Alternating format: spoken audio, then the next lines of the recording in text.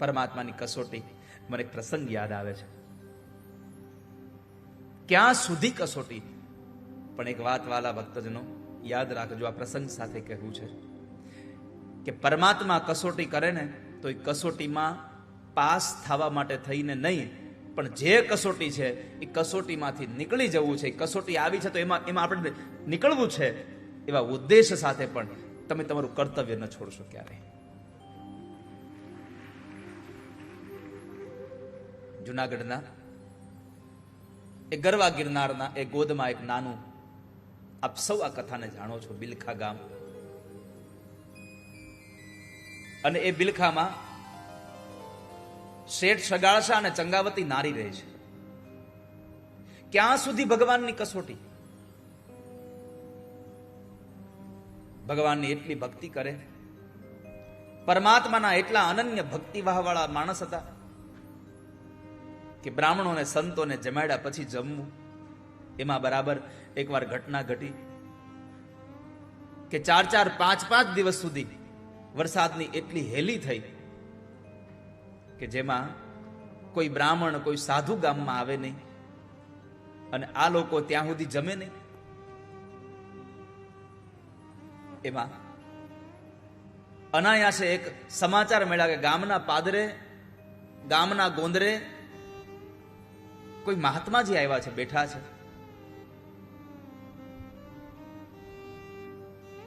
સગાળસા શેઠ આ સમાચાર સાંભળ્યા એટલે ચંગાવતી કીધું કે જાવ ને, બાપજીને ઘરે લઈ આવો ને, આપણે જમાડીએ એમને, આપણે પણ આ પારણા છૂટે.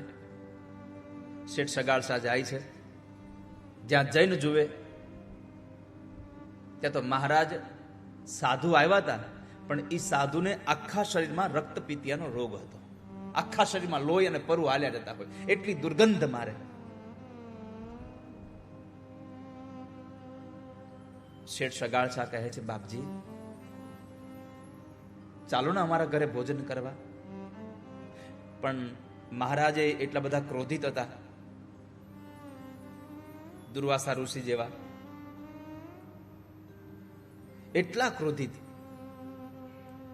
અમુકને તો બોલાવા જ ન થાય. આપણને લાગે આને હમણાં ચોલામાંથી કાઢ્યો શું છે, હજી એટલો ધગે છે.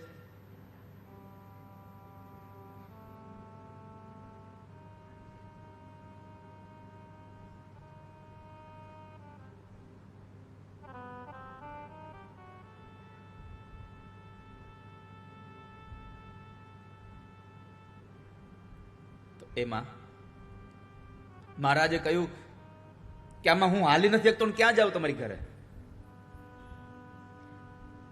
બાપજી આપણે ધીમે ધીમે જતા રહેશું, મને વેદના જ બહુ થાય છે કે. શેઠ સગાળસા આજીજી કરે છે, બાપજી ચાલો ને. પછી મહારાજે કીધું તારે મને લઈ જવો હોય તો એક કામ કરી, ટોપલામાં બેસાડ, મારથી હલાહે નહીં, અને ટોપલામાં બેસાડી અને મને તારા માથા ઉપર લઈને પછી તારા ઘર લઈ જા. તું આવું, મારાથી ચલાય એવી સ્થિતિ નથી હવે.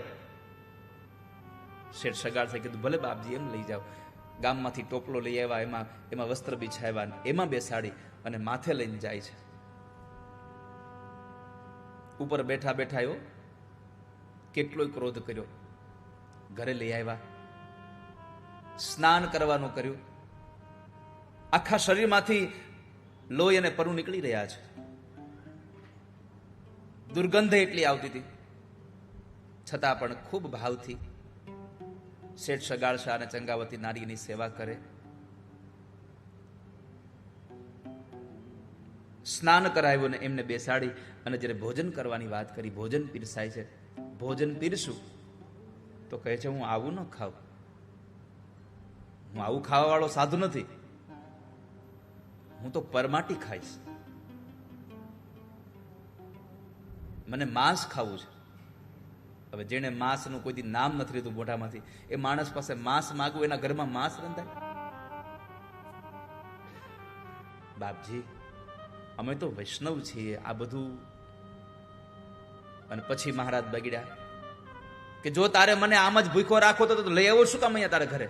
મૂકી જા મને પાછો મારા જ્યાં બેઠો તો ત્યાં. ચંગાવતી કીધું કે મારા પતિદેવ, એક બ્રાહ્મણ આપણા ઘરેથી ભૂખો જશે તો પાપ લાગશે હો. શું કરું? જાઓ ને કસાઈ વાળે, થોડુંક લઈ આવો ને, હું રાંધી દઈશ. જેને કોઈ દી કસાઈ વાળો નતો જોયો,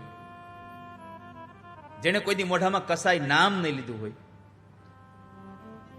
ધાબળો ઓઢીને એ કસાઈ વાળે શગાળશા શેઠ ગયા. ત્યાંથી પરમાટી લઈ આવ્યા. કોઈને ખબર ન પડે એમ પરમાટી લઈને આવ્યા અને પરમાટી પોતાના પત્નીને આપી, રસોઈ બનાવીને આપી, પરમાટી રાંધીને થાળીમાં આપી. તો વળી પાછા મહાત્માજી કીધું કે હું આવું પશુનું નહીં, હું તો માણસનું માંસ ખાઉં.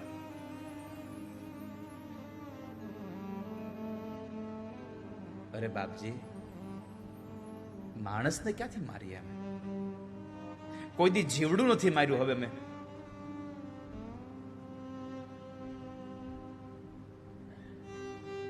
મહારાજે પૂછ્યું, તમારો દીકરો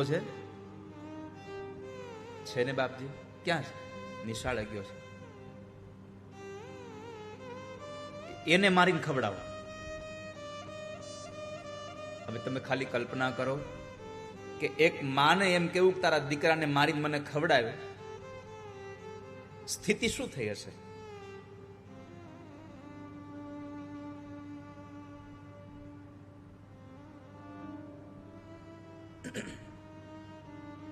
ચંગાવતી કીધું, જાઓ છેલ્લૈયાને લઈ આવો. તું શું કહે છે? આપણે નથી જમવું, આપણે ના પાડી દઈએ ને હું કેવું પાછા? તમે છેલ્લૈયાને લઈ આવો.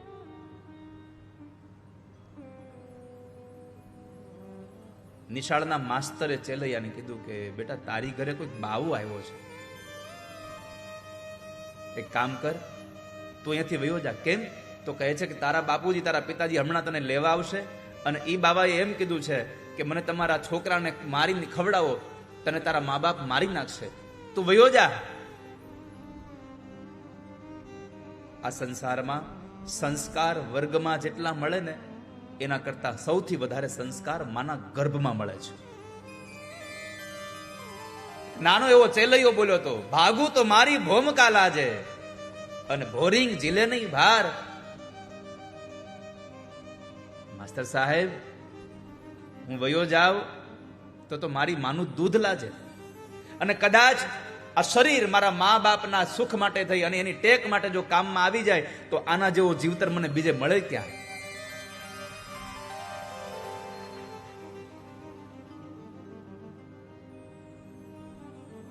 પછી તો ચેલૈયાને ઘરે લઈ જાય છે. શગાળ શેઠ આવી દે.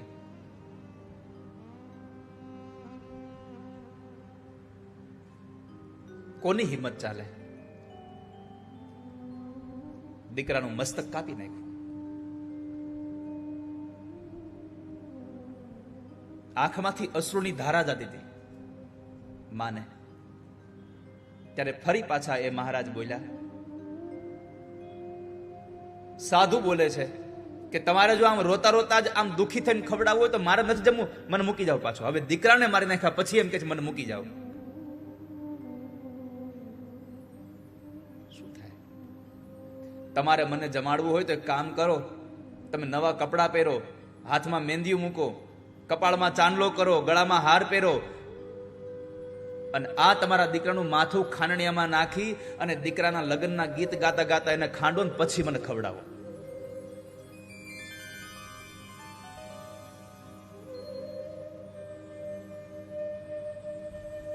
માં ચંગાવતીએ લાલ ચટક સાડી પહેરી છે, કપાળમાં ચાંદલો કર્યો, હાથમાં મહેંદી મૂકી છે, અને દીકરાનું મસ્તક ખાંડણીયામાં નાખી અને માં ગીત ગાઈ રહી છે.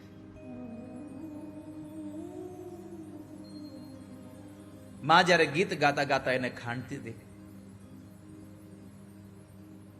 આંખમાં આંસુ નહોતા આવવા દેતા.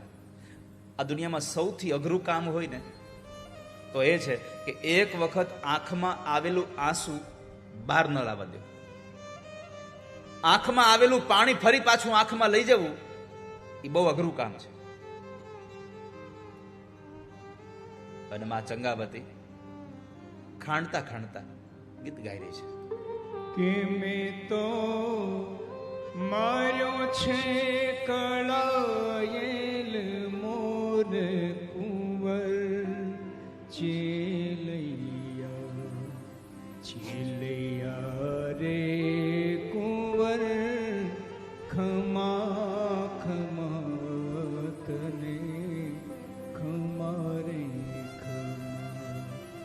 કે મારે હાલરડે પડી હડતાલ કુંવર ચીલૈયા રે કુંવર ખમા ખમા તને જાગરી માં ગીત ગાતા ગાતા ચેલૈયાનું મસ્તક ખાંડતી જાય ને ગીત ગાતી જાય. ખરી કસોટી તો હવે થઈ કે ચેલૈયા એક દીકરાનું મસ્તક કાપીને એને રાંધી નાખ્યું અને બાબાને કીધું કે લો બાબા હવે તો જમી લો. બાબા જમવા બેઠા ને પૂછ્યું કે હવે તમારે કોઈ દીકરો સંતાન છે? ચંગાવતી કીધું કે બાપજી એક હતો એ ખાંડી તમને ખવડાવી તો હવે નથી કોઈ દીકરો નથી તમારે? ના હવે દીકરો છે. ઓહો હો, તો દીકરા વગરનું ઘર હોય ને જમવું નહીં હું હવે. તમારા ઘરનું ભોજન ન ખાવ હવે, તમારે સંતાન નથી. અને ત્યારે ચંગાવતીએ મહાત્માજીને કીધું કે ભારો મહારાજ, ઘરમાં જઈને કટાર લઈ આવ્યા છે અને કટાર લઈ આવી અને પોતાની પેટમાં મારવા જાય છે. કેમ? તો કહે છે કે ઉભા રહેજો, હજી એક દીકરો હતો તમને ખવડાવી દીધો, પણ મારા ઉદરમાં 5 મહિનાનો ગર્ભ છે. મેં સાંભળ્યું છે કે 5 મહિને એ બાળકમાં જીવ આવી જાય. હજી મારા ઘરમાં મારા પેટમાં બાળક છે, ઉભા રહેજો. બાપ જાણીને કહું છું બાવા, મારે પેટ છે મહિના 5, પણ મેર હોય સીતા રામની એને ઊની ન આવે આજ બેઠો હવે થાય તને જેમાં વિના નહીં દઉં. હવે ઉભા ન થશો, મારા ઉદરમાં એક બાળક છે એને પણ કાઢી દઉં. અને ત્યારે એ રક્ત પિત્તિયાના રૂપને છોડીને ભગવાન ઠાકોરજી પ્રગટ થયા હતા. બસ કરો હવે બસ કરો. વાલા ભક્તજનો, આ કથા સાથે મારે એટલું કેવું છે કે ભગવાન કસોટી કરે તો જેમ શેઠ સગાળશા અને ચંગાવતી છેક સુધી પાછા ન વળ્યા, અંતે પાછું પરમાત્માને જ વળવું પડ્યું, એમ તમારી ક્યાંય પણ કસોટી થાય છતાં પણ પાછા ન પડશો. તમારી કસોટીમાં ઠાકોરજીને જ પાછું વળવું જોઈએ. અહીંયા ભગવાન પોતે કહે છે કે લાવ મને જોવા દે કે માં યશોદા મને પ્રેમ કરે છે કે ચીજ વસ્તુઓને. અને એમણે અંતે ભગવાને જે માં યશોદાએ એક ચૂલા ઉપર તપેલીમાં દૂધ ગરમ કરવા મૂક્યું હતું, એમાં ઉભરો આવ્યો. માની નજર પડી એટલે ભગવાનને નીચે બેસાડ્યા અને માં એ દૂધ ઉતારવા ગયા. ભગવાનને ક્રોધ આવ્યો, મારા કરતા દૂધ વાલું છે. એક પથ્થર ઉપાડીને ગોળીમાં માર્યો, ગોળી ફોડી નાખી. અને પછી તો માને ખબર પડી કે હવે કોઈના સાબિતીની જરૂર નથી, હવે તો રંગે હાથ પકડાઈ ગયો છે. એટલે પરમાત્માને મારવા માટે માં યશોદા પેલી લાકડી લઈને દોડ્યા છે. પણ જ્યાં સુધી દોડ્યા ત્યાં સુધી ભગવાન હાથમાં ન આવ્યા. લાકડી લઈને દોડ્યા ત્યાં સુધી ભગવાન હાથમાં ન આવ્યા. અને જેવી લાકડી ફેંકી દીધી અને પછી પરમાત્મા સામેથી હાથમાં આવ્યા. કેમ? તો કહે છે કે જ્યાં સુધી જીવાત્માના હાથમાં અભિમાનની લાકડી હશે ત્યાં સુધી પ્રેમરૂપી કૃષ્ણ તમારા હાથમાં કોઈ દિવસ પકડાશે નહીં. વાલા ભક્તજનો, પ્રેમરૂપી કૃષ્ણને પકડવો હોય તો તમારે અભિમાનની લાકડી છોડવી પડશે. બીજું, માની નજર પરમાત્માના પીઠમાં હતી અને જે જીવાત્માની નજર પરમાત્માના પીઠમાં હોય એને કોઈ દી ભગવાન ન મળે. કેમ? પરમાત્માની પીઠમાંથી અધર્મ પ્રગટ થયો છે અને જેની નજર અધર્મમાં હોય એને ક્યારેય ભગવાન પ્રાપ્ત ન થાય. અધર્મ તરફ નજર કરશો તો પરમાત્મા નહીં મળે.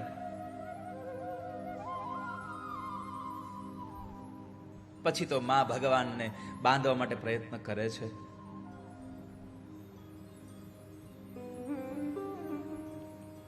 માં કુંતાએ આ વાતને બહુ સુંદર કરી છે મહાભારતમાં. પ્રભુ જ્યારે ભગવાન હસ્તિનાપુરથી દ્વારકા જતા હતા ત્યારે કીધું, પ્રભુ આજ તમને જોઉં છું તો એ વાત યાદ આવે છે કે જેનાથી કાળ ડરે એ કૃષ્ણ તમે નાના હતા ત્યારે પેલી યશોદાથી ડરતા હતા. જ્યારે યશોદા તમને મારવા માટે દોડતી હતી ત્યારે તમે કહેતા હતા, મેં મારી નજરે જોયું છે. કુંતાજી કહે છે, મેં મારી નજરે જોયું છે કે તમે એમ કહેતા હતા કે હવે હું તોફાન નહીં કરું, જવા દો ને, મને તમારી આ લીલા સમજાતી જ નથી. ભગવાન પણ માં યશોદાને કહે છે કે માં હવે તોફાન નહીં કરું, રેવા દો, રેવા. ના, આજ તો બાંધી જ દઈશ. પરમાત્માને રસ્સીઓથી બાંધવા માટે થઈ ખાનણિયા સાથે માં બાંધવા તૈયાર થયા, પણ રસ્સીઓ બાંધી નથી શકતી. પરમાત્માએ રસ્સીઓને, રસ્સી એટલે ઐશ્વર્ય હતું. પરમાત્માએ કહ્યું કે આ ઐશ્વર્ય તમારી મારે જરૂર નથી, કારણ અહીંયા હું પરબ્રહ્મ નથી, અહીંયા તો યશોદાનો દીકરો છું, તમે દ્વારકા જતા રહ્યો.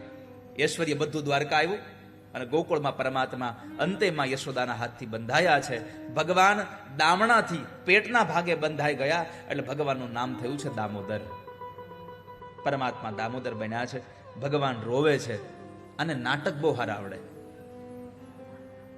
ભગવાન બેઠા બેઠા રડે છે, માં હવે તોફાન નહીં કરવું, જવા દો ને, જવા દો. ના પડ્યો રે, કોઈ દૂધ પાણી નહીં આપે તને, જો બહુ તોફાન કરે છે. ભગવાન રોતા હતા તોય માં મૂકીને વયા ગયા. જેવા માં ઓસરી કોર ચડી અને ઓરડામાં ગયા, ભગવાને રોવાનું બંધ કર્યું કે કોઈ સાંભળે નહીં, ખોટું હું રોવું. પરમાત્મા ફરી પાછા ગોઠણિયા પર ચાલતા થયા. પેલો ખાનણીઓ ઢસડાયો અને એ ખાનણિયાની પાછળ એ ખાનણીઓ જ્યારે યમલાર્જુનના બે વૃક્ષની વચ્ચે ફસાઈ ગયો. પરમાત્મા નીકળી ગયા. ભગવાને જોર લગાવ્યું, વૃક્ષો ધરાશાયી થયા અને એ વૃક્ષોમાંથી બે દિવ્ય પુરુષો નીકળ્યા છે, નલકુબર અને મણિગ્રીવ. આ બે દિવ્ય પુરુષો નીકળ્યા. આ બે દિવ્ય પુરુષો એટલે દેવર્ષિ નારદના શાપને લઈ અને તેઓ વૃક્ષ બન્યા હતા.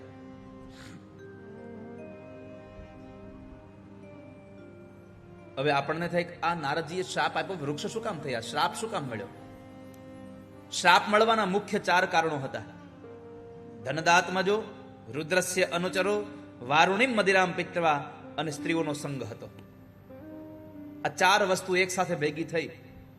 આ કથા મેં હંમેશના માટે કહ્યું છે કે આ કથા સંસારના દરેક દીકરાઓના મા બાપ માટે છે, દરેક સંતાનોના મા બાપ માટેની આ કથા છે. નલ, કુબેર અને મણિગ્રીવ કુબેરના દીકરા હતા અને રુદ્રના અનુચરો હતા. એવા સમયે એક તો મદિરા પાન કર્યું હતું અને સ્ત્રીઓનો સંગ હતો અને સરોવરમાં નદીમાં સ્નાન કરતા હતા. નારદજી નીકળ્યા તો સ્ત્રીઓએ પોતાના અંગોને ઢાંકી લીધા, પણ નલ, કુબેર અને મણિગ્રીવ બંને જણા એમનેમ રહ્યા. એટલે નારદે શ્રાપ આપ્યો કે તમે જડ થઈને ઉભા છો તો ઝાડવા થશો.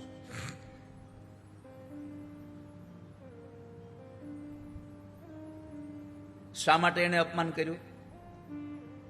કુબેરના દીકરા હતા એટલે કે પૈસાવાળાના દીકરા હતા. રુદ્રના અનુચરો હતા એટલે કે સારી જગ્યાએ નોકરી કરતા હતા. એનું અભિમાન હતું, બાપની સંપત્તિનું અભિમાન હતું.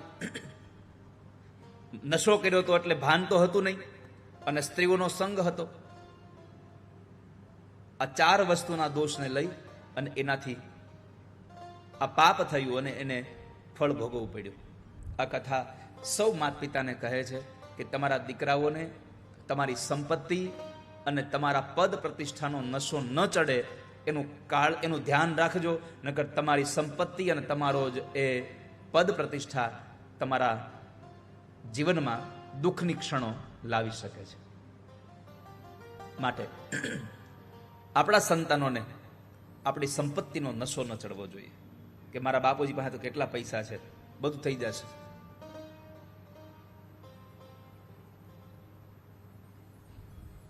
સંતાનોને સંપત્તિ આપો, ખૂબ પૈસા આપો, ખૂબ સગવડતા આપો, પણ કાળજી રાખો સાથે સાથે કે તમારી આપેલી સંપત્તિ અને તમારી આપેલી સ્વતંત્રતા ક્યાંક દુરુપયોગ તો નથી થતી ને, એની કાળજી રાખજો, નહીં તો હેરાન થશો આગળના સમયમાં. અને એ બંને જણા જ્યારે વૃક્ષના રૂપમાંથી નીકળી અને ભગવાન સામે ઉભા રહ્યા, પરમાત્માને પ્રાર્થના કરે છે. વાણી ગુણાનું કથને શ્રવણો કથાયા હસ્તૌ ચકર્મસુમના સ્તવ પાદયોર્ના સ્મૃત્યાં શિરસ્તવ નિવા સજ જગત પ્રણામે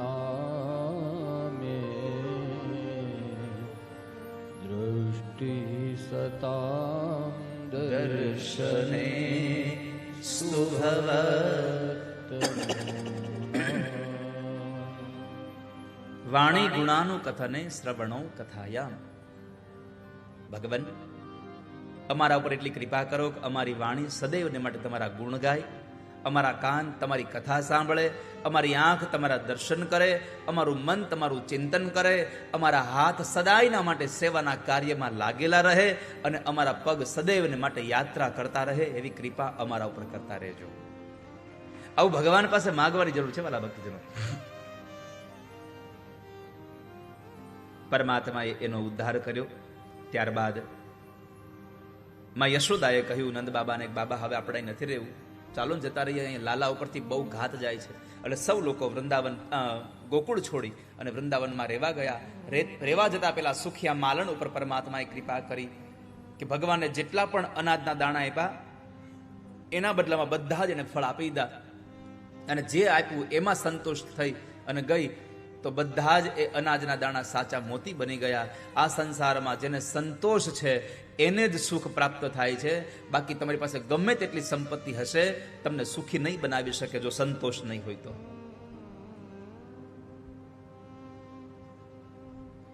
સુખિયા માલણ પર કૃપા કરી પરમાત્મા વૃંદાવનમાં રહેવા ગયા. વૃંદાવનમાં ભગવાન જ્યારે વાછડાઓને ચરાવવા ગયા ત્યારે વાછડાઓ ચરાવતા ચરાવતા એક વત્સાસુર નામના રાક્ષસ વાછડાનું રૂપ લઈને આવેલો, પરમાત્માએ એને માર્યો.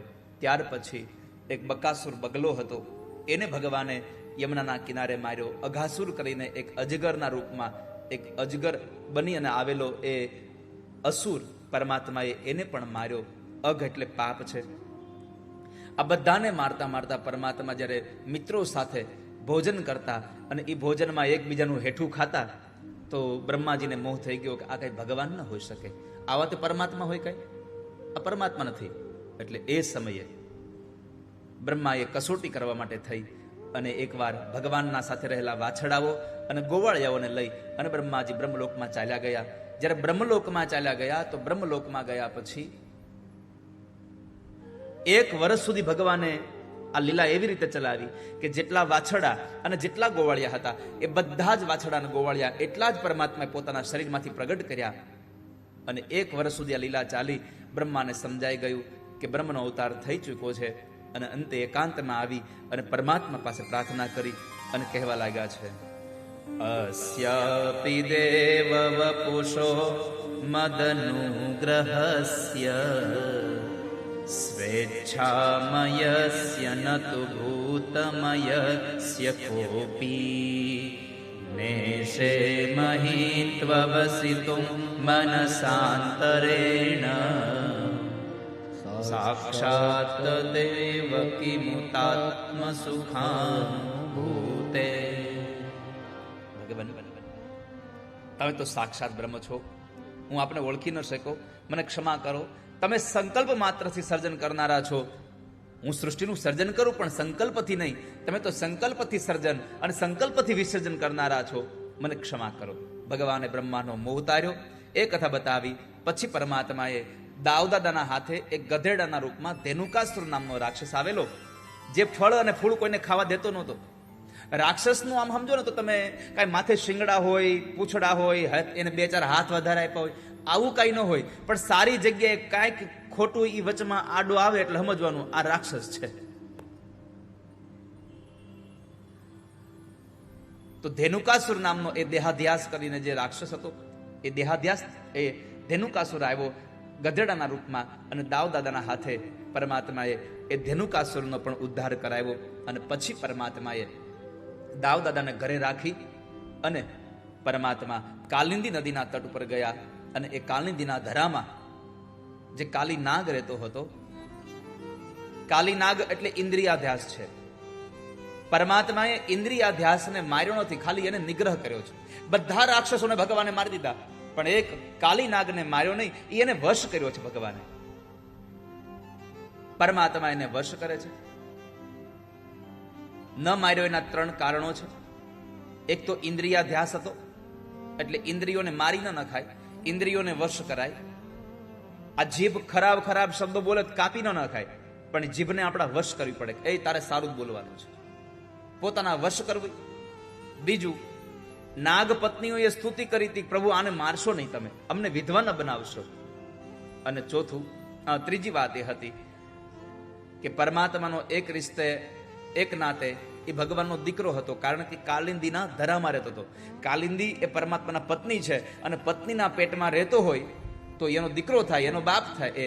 એટલે એના બાપ અને દીકરાના નાતે પરમાત્માએ એને માર્યો નહીં અને એનો નિગ્રહ કર્યો અને એને કહ્યું કે તું અહીંથી જતો રહે. કાલી નાગે પૂછ્યું, પ્રભુ ક્યાં જાઉં? જઈશ તો મને મારી નાખશે બાર ગરુડ. ભગવાને કીધું નહીં મારે. કેમ? તો કહે છે કે તારા મસ્તક ઉપર મારા ચરણારવિંદના ચિહ્નો છે, એને જોઈ અને ગરુડ તને નહીં મારે. તમે રમણદ્વીપમાં ચાલ્યા જાઓ. પરમાત્માએ કાલિંદીના ધરામાં જે વિષયુક્ત જે કાલી નાગ હતો, વાસનાનું વિષ જેને આવે ને ઇન્દ્રિયોમાં, પછી શાંતિ ન લેવા દે. એટલે એ વાસનાના વિષથી યુક્ત એવા કાલિંદીના ધરામાં રહેલા કાલી નાગને પરમાત્માએ ત્યાંથી કાઢી અને અંતે પરમાત્મા એને રમણદ્વીપમાં મોકલે છે. રમણદ્વીપ એટલે આમ સમજો તો જે જગ્યાએ ભગવાનનું ભજન થતું હોય એવું સ્થાન એટલે રમણદ્વીપ છે. પરમાત્માએ રમણદ્વીપમાં એને મોકલ્યો છે, જ્યાં ભગવાનનું ભજન કરી રહ્યા છે. આ બાજુ નાગપત્નીઓએ પરમાત્માને વધાવ્યા છે. આપણે સૌ ભગવાનને નાગપત્નીઓ જેમ વધાવ્યા એમ નરસિંહ મહેતાના ગીત સાથે વધાવીએ ભગવાનને. થાળ ભરી સજ મોતીડે ને નાગણે કૃષ્ણને વધાવ્યા. નરસૈયાના નાથ પસેથી નાગણે નાગ છોડાવ્યા. હે જળ કમળ છાંડી જાડવાળા, સ્વામી અમારો જાગશે જાગશે, તને મારશે અમને બાળ હત્યા લાગશે. હે જળ કમળ છાંડી જાને નાગપત્નીઓ ભગવાનને સ્તુતિ કરી, પરમાત્મા પાસે તેને છોડાવ્યા. ત્યારબાદ પરમાત્માએ દાવાગ્નિ લગાડ્યો. કાલિંદીના ધરા ઉપર જેટલા વૃક્ષો હતા એ બધા વૃક્ષોમાં ઝેર હતું, એટલે પરમાત્માએ કાલિંદીના ધરા ઉપર દાવાગ્નિ લગાડ્યો. બધા વૃક્ષોને બાળ્યા, ઝેર બાળ્યું, અને એ દાવાગ્નિને પરમાત્માએ ફરી પાછું પોતે પાન કર્યું છે. પ્રલંબાસુર નામના એક રાક્ષસને દાવદાદાના હાથે મરાયો, કેમ કે ભગવાનનો મિત્ર હતો. એટલે પરમાત્માએ કહ્યું, મારે મારા મિત્રના નાતે ન મરાય, પણ દાવદાદા તમારો વાંધો નહીં. દાવદાદાને હોપ્યું કામ. દાવદાદાએ પ્રલંબાસુરનો